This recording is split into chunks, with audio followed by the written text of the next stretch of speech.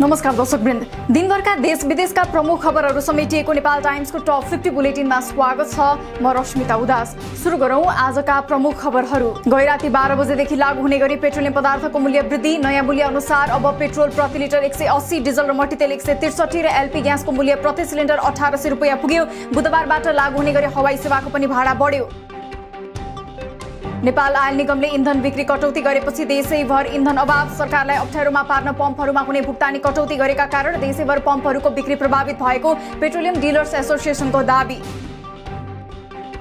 पछिल्लो पटकको मूल्य वृद्धिपछि पनि पाक्षिक नोक्सानी 3 अर्ब 35 करोड रहने आयल निगमको दाबी। महँगो मूल्यमा आयात गर्नुपर्ने पेट्रोलियम पदार्थको प्रयोग सकेसम्म कम गरी विद्युत लगायत स्वदेशी ऊर्जाको खपत बढाउनु पर्ने आवश्यकतामा निगमको जोड।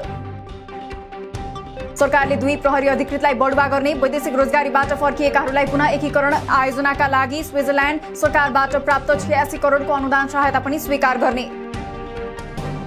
सरकारले विश्व ब्याङ्कबाट यातायात तथा व्यापार आबद्धता अभिवृद्धि कार्यक्रमका लागि प्राप्त हुने 33 अर्ब ऋण सहायता सम्बन्धमा वार्ता टोली गठन गर्ने निर्णय। राष्ट्र ब्याङ्कको नोट धुल्याउने नियमावली बनाउन स्वीकृति प्रदान गर्ने।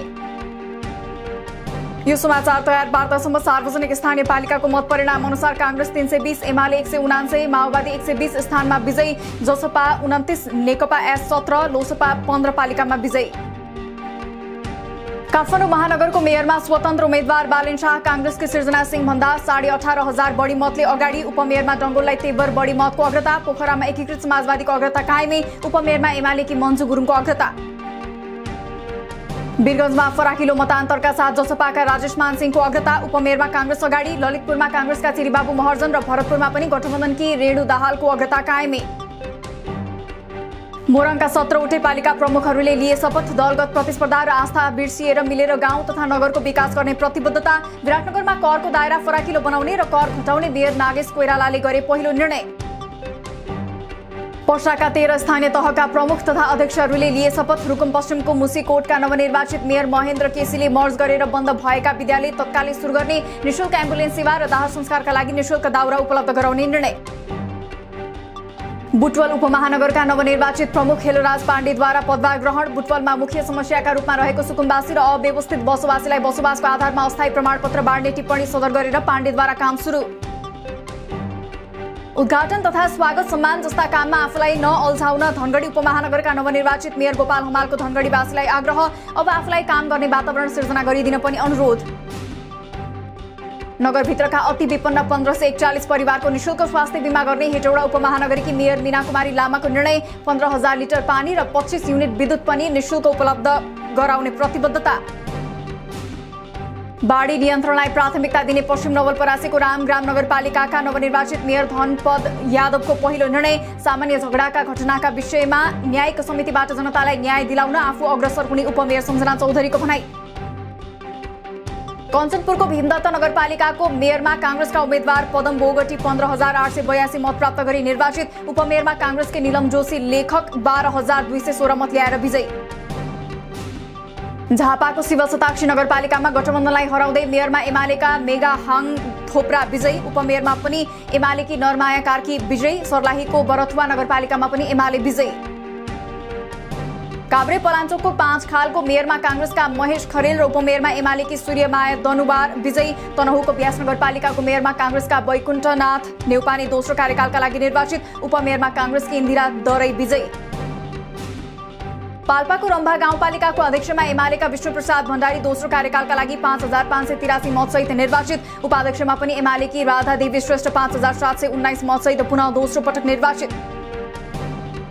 बाराको महागढीमाई नगरपालिकामा कांग्रेसको विजय जुलुस निकाल्ने क्रममा 2 पक्षबीच झडप हुँदा प्रहरी सहायक निरीक्षक सहित 14 जना घाइते। जुलुसमा अपशब्द प्रयोग गरेको भन्दै भएको झडपलाई नियन्त्रणमा लिन प्रहरीद्वारा 6 राउन्ड अश्रु ग्यास प्रहार। जनप्रतिनिधि जनताको शासक भन्दा सेवक हुनुपर्ने कांग्रेस वरिष्ठ नेता रामचन्द्र पौडेलको भनाई। गठबन्धनकै कारण कांग्रेसले धेरै सिट हासिल गरेको दावी गर्दै गठबन्धन आगामी निर्वाचनमा समेत जारी रहने दावी। काठमाडौँ, धरान लगायतका स्थानमा स्वतन्त्र उम्मेद्वारको जितलाई हेरेर राजनीतिक दलहरू असफल भइसके भन्ने निष्कर्षमा पुग्न नहुने कांग्रेस प्रवक्ता डाक्टर प्रकाश शरण महतको भनाई। के कारणले युवा पंक्ति असन्तुष्ट भए भनेर समीक्षा गर्ने उल्लेख। सरकारले पेट्रोलियम पदार्थको मूल्य वृद्धि गराएर सरकार हुनुको अनुभूति दिलाउन नसकेको राष्ट्रिय सभा सदस्य भैरव सुन्दर श्रेष्ठको आरोप। पेट्रोलियम पदार्थको मूल्य घटाउन सरकारलाई राष्ट्रिय सभा सदस्य माया प्रसाद शर्माको अनुरोध। एमालेको उदासीनताका कारण स्थानीय तहको तालमेलले अपेक्षाकृत परिणाम दिन नसकेको राप्रपा नेपालका अध्यक्ष कमल थापाको आरोप। चुनावमा भाग नलिन सक्ने भए पनि बहिष्कार गर्दा गलत सन्देश जाने भएकाले सांकेतिक रूपमा मात्र भाग लिएको जिकिर। पेट्रोलियम पदार्थको मूल्य घटाउन राष्ट्रसभा सदस्य मायाप्रसाद शर्माको पनि अनुरोध। गठबन्धन देशको समस्या समाधान गर्न नभई अर्थतन्त्रलाई ध्वस्त गराउन भएको भगवती नेउपानेको आरोप। राज्यको कार्यकारी पदमा बसेका व्यक्तिले 2 पटक भन्दा बढी अवसर नपाउने व्यवस्था गर्न राष्ट्रसभा सदस्य खिमलाल देवकोटाको माग। हरेक राजनीति गर्ने व्यक्तिले पटक पटक पदमा पुग्ने लालसा नत्यागे हरेक पालिकामा स्वतन्त्र उम्मेद्वारको उदय हुने तर्क। नेपाल प्रहरीका डीआईजी उत्तम राज सुवेदी सहित 5 जनालाई एआईजीमा बढुवा गर्न गृह मन्त्रालयद्वारा सिफारिस। सुवेदी सहित अरुण कुमार विश्री, दिवेश लोहनी, मुकुन्द राज आचार्य र पूजा सिंहको नाम एआईजीमा बढुवाका लागि सिफारिस। कानून मन्त्री गोविन्द बन्दीलाई ज्ञापन पत्र बुझाउँदै बलात्कार मुद्दामा हदम्याद खारेजी गर्न माओवादी निकट अखिल क्रान्तिकारीको माग। पीडितको सुरक्षाको उचित व्यवस्थापन गर्न समेत आग्रह। यौन हिंसाजन्य अपराधका घटनामा विद्यमान हदम्यादको कानूनी व्यवस्थाबारे महिला सांसदहरूको मत बाँझियो। विपक्षी एमाले सांसद माया थापाले हदम्याद राख्ने पर्ने बताउँदा अपराधीहरूलाई प्रोत्साहन मिल्ने तर्क गर्दै सत्तारूढ कांग्रेस सांसद पुष्पा भुसालको प्रावधानको विपक्षमा मत। यौन हिंसा, दुर्व्यवहार, जबरजस्ती करणी लगायतका घटनामा 1 वर्षको हदम्यादको व्यवस्थालाई तत्काल पुनरावलोकन गर्न महिला तथा सामाजिक समितिको निर्देशन। मुलुकी संहिता एवं अन्य सम्बद्ध ऐन संशोधन गर्ने सरकारी विधेयक तयार गरेर संसदमा यथाशीघ्र दर्ता गराउन आग्रह। बलात्कारका घटना विरुद्धका कानूनमा हदम्याद राख्न नहुने पक्षमा आफू रहेको महिला बालबालिका मन्त्री उमा रेग्मीको भनाई। बलात्कार विरुद्धका कानून संशोधन गर्नका लागि मन्त्रालय तयार रहेको पनि उल्लेख। बलात्कार जस्तो जघन्य हिंसाप्रति महिला आयोगको शून्य सहनशीलताको नीति अपनाउने महिला आयोगकी अध्यक्ष कमला पराजुलीको भनाई। पीडितलाई न्याय प्रदान गर्न तथा पीडकलाई कारबाही गराउन सबै पक्षको सहयोगका लागि आग्रह। सौन्दर्य प्रतियोगिताको नाममा बालिका बलात्कार गरेको अभियोगमा पक्राउ परेका मनोज पाण्डेलाई 5 दिन हिरासतमा राख्न जिल्ला अदालत काठमाडौँको अनुमति। मिस नेपाल मालविका सुब्बालाई पनि घटनाको साक्षीका रूपमा बयान दिने प्रहरीको तयारी। बलात्कार सम्बन्धी मुद्दामा हदम्यादको विषयमा अध्ययन गरेर प्रतिवेदन बुझाउन नेपाल कानून आयोगलाई कानून मन्त्री गोविन्द बन्दीको आग्रह। आयोगको प्रतिवेदन आएपछि सरकारले यस विषयमा निर्णय लिने।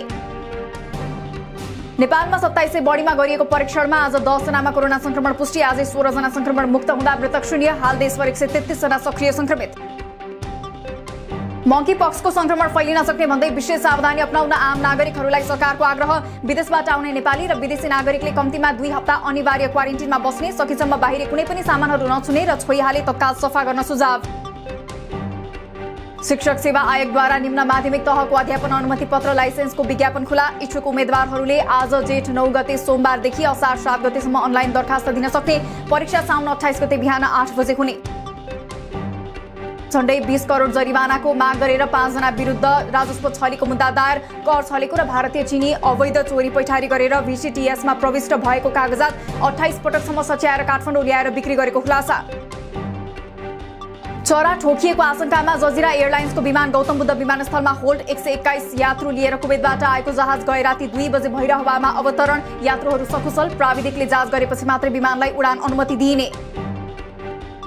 सोलुखुम्बुको तेन्जिङ हिलारी विमानस्थल लुक्लाबाट फर्किने विदेशी यात्रुको चाप बढ्यो। चाप बढेसँगै विमान कम्पनीहरूलाई भ्याइ नभ्याइ देशकै बढी व्यस्त हुने विमानस्थल मध्येको एक लुक्लामा हाल दैनिक 30 भन्दा बढी उडान हुँदै। आगामी आर्थिक वर्ष 79-80 बजेट निर्माणलाई अन्तिम रूप दिने क्रममा आजदेखि अर्थ मन्त्रालयको डोर क्लोज। मन्त्रालयमा अब कर्मचारी बाहेक अन्य व्यक्तिको प्रवेश निषेध। मंगलबार सरकारले नीति तथा कार्यक्रम ल्याउने।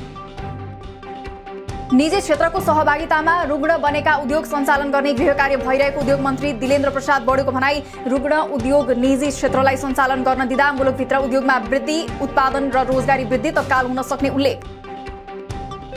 शेयर बजार आज सोमबार दोहोरो अङ्कले घटेर रातामै नेप्सी आज 34.21 अङ्कले घटेर 2200.88 बिन्दुमा झर्दा 1 अर्ब 36 करोड 95 लाख रुपैयाँको शेयर कारोबार। एन्फाको आसन्न निर्वाचनका लागि वर्तमान अध्यक्ष कर्मा छिरिङ शेर्पाद्वारा पुनः अध्यक्षमा उम्मेदवारी घोषणा। असन्तुष्ट समूहबाट वर्तमान वरिष्ठ उपाध्यक्ष पंकज नेवाङद्वारा मनोनयन दर्ता। एन्फाको 21औं चुनावी साधारण सभा असार 6 गते हुने। आईसीसी क्रिकेट विश्व लीग 2 अन्तर्गत नेपाल, ओमान र अमेरिका बीच हुने श्रृङ्खला अघि नेपालले अमेरिकामा 2 अभ्यास खेल खेल्ने। अभ्यास खेल यही जेठ 19 र 21 गते हुने। नेपाली टोली जेठ 15 गते अमेरिका पुग्ने। मलेसियामा हुने अन्डर 19 विश्वकप छनौट खेल्न जानु अघि नेपाली महिला क्रिकेट टिमको कप्तानमा कृतिका मरासिनी छनौट। 4 जुनदेखि मलेसियामा हुने प्रतियोगितामा नेपालले मलेसिया, UAE, थाइल्याण्ड, चीन, भुटान, म्यानमार र कतारसँग प्रतिस्पर्धा गर्ने। एभरेस्ट प्रिमियर लीगको 5औं संस्करण आयोजनाका लागि स्वीकृति नदिएको भन्दै ईपीएलका फ्रेन्चाइज टिमका मालिकहरूले क्यानले आयोजना गर्ने अन्य प्रतियोगिताहरूमा असहयोग गर्ने चेतावनी। 4 संस्करणसम्म गरेको योगदानको क्यानले अवमूल्यन गरेकोमा चिन्ता व्यक्त। एसी मिलानले 11 वर्षपछि 19औं पटक इटालियन सिरी ए फुटबलको उपाधि जित्यो। सिजनको आफ्नो अन्तिम लीग खेलमा सासोलोलाई 3-0 ले हराउँदै मिलान 2011 र 12 पछि पहिलो पटक च्याम्पियन बन्न सफल। मंकीपक्स विश्वव्यापी रूपमा फैलिन सक्ने डब्ल्युएचओको चेतावनी। हाल 15 देशमा 92 जना भन्दा बढीमा संक्रमण पुष्टि। मंकीपक्स ज्यादै घातक नभए पनि विश्वव्यापी संक्रमण भए स्वास्थ्य क्षेत्रमा अर्को समस्या ल्याउन सक्ने उल्लेख। फ्रान्स इन्धनका लागि तडपिँदै फेला पारेन रुसी ग्यासको विकल्प। पोपानसायर नजिक रुसले भत्काई युक्रेनको अग्रमोर्चा थप अगाडि बढ्दै। अमेरिकाले पूर्वी युरोपमा 1 लाख सैनिक तैनाथ गर्न सक्ने र रुससँग युद्ध अन्त्यको लागि आफ्नो 1 इन्च जमिन पनि नछोड्ने युक्रेनको प्रस्तुति। युक्रेनलाई युरोपियन युनियन ईयूमा सामेल गराउने प्रयास जारी रहेको भ्रमणको क्रममा कियभ पुगेका पोल्यान्डका राष्ट्रपति डुडाको भनाई। दिनभरका देश विदेशका प्रमुख खबरहरू समेटिएको नेपाल टाइम्सको टप 50 बुलेटिन अहिलेलाई सकियो।